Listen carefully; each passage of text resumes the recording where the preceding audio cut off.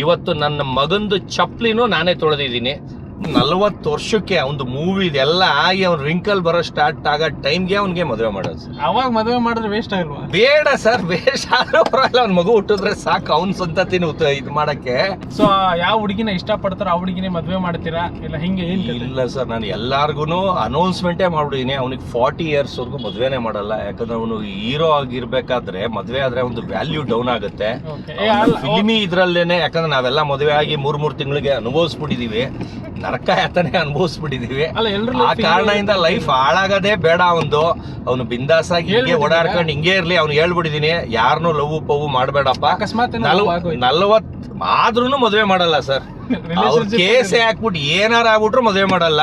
40 ವರ್ಷದವರೆಗೂ ಮದುವೆ ಮಾಡಲ್ಲ ಅಂತ ಅವ್ನಿಗೆ ಹೇಳೇ ಬಿಟ್ಟಿದ್ದೀನಿ ನಾನು. ರಿಲೇಶನ್ಶಿಪ್ ಅಲ್ಲಿ ಅವ್ನಿಗೆ ಓಪನ್ ಆಗಿ ಹೆಂಗಾರ ಇಟ್ಕೊಳ್ಳಿ, ನಾನು ಅದಕ್ಕೆ ಇಂಟರ್ಫಿಯರ್ ಆಗಲ್ಲ, ಕೇಳಕ್ಕೂ ಹೋಗಲ್ಲ, ತಲೆನೂ ಕೆಡಿಸ್ಕೊಳಲ್ಲ. ಆದ್ರೆ ಮದುವೆ ವಿಷಯ ಬಂದಾಗ ನಾನು ಹೈಕೋರ್ಟ್ ಅಲ್ಲ ಸುಪ್ರೀಂ ಕೋರ್ಟ್ ಹೋಗಕ್ಕೂ ರೆಡಿ. ಯಾಕಂದ್ರೆ ಈಗೆಲ್ಲ ಹನಿ ಟ್ರಾಪ್ಗಳು ಸ್ಟಾರ್ಟ್ ಆಗ್ಬಿಟ್ಟಿದೆ. ಹನಿ ಟ್ರಾಪ್ಗಳಂದ್ರೆ ಸುಮ್ನೆ ಲವ್ ಮಾಡ್ಬಿಟ್ಟು ಬ್ಲಾಕ್ ಮೇಲ್ ಮಾಡ್ಬಿಟ್ಟು ಮದುವೆ ಆಗುವಂತ ಎದುರಿಸೋದು, ಅದು ಇದು ಅಂತ ಎದುರಿಸೋದು ಅಂತ.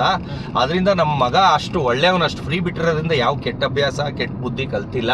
ಆಮೇಲೆ ಅವನಿಗೂ ಸ್ಟ್ರಿಕ್ಟ್ ಆಗಿ ಹೇಳ್ಬಿಟ್ಟಿದೀನಿ, ಯಾರನ್ನೂ ಏನು ಇದು ಮಾಡಬೇಡ, ಯಾರನ್ನೂ ನೀನು ಇದು ಮಾಡಬೇಡ.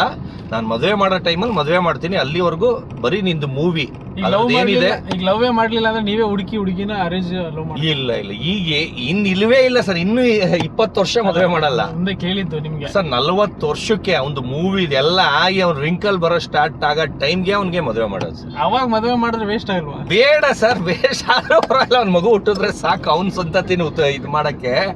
ವೇಸ್ಟ್ ಆದ್ರೂ ಪರವಾಗಿಲ್ಲ.